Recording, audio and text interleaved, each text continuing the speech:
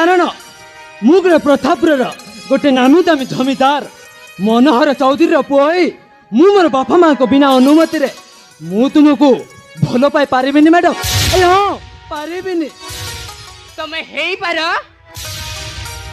ए प्रतापपुर बसीर नामी दामी घर पुआ मु भी काटू कम नुह मु भी गोपालपुर गाँव नामी दामी कतिपति घर झील मो ना हूँ मोहिनी।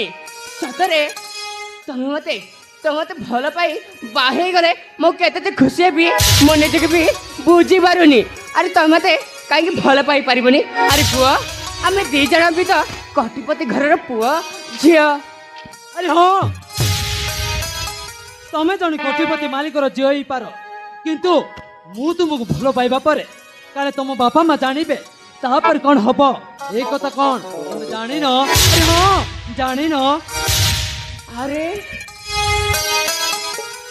এই কথাটা তো আরে বড়িয়া হব কাইকি না মো বাপা যদি আম ভাল পাଇବା বিষୟରେ জাଣିଲେ ମୋ ବାପା ଯାଇକି ତମ ବାପା ପାଖରେ ଆମ ଦି ଜଣଙ୍କର ବାହାଘର ପ୍ରସ୍ତାବଟା ଠିକ କରିବେ। ଏଥିରେ ପୁଣି ତମେ ଟେନସନ ନେଉଛ କାହିଁକି? ଆରେ ଏଥିରେ ତମେ ଟେନସନ ନେବାର ଦରକାର ନାହିଁ ହେଲା। ଦେଖ ମାଇନି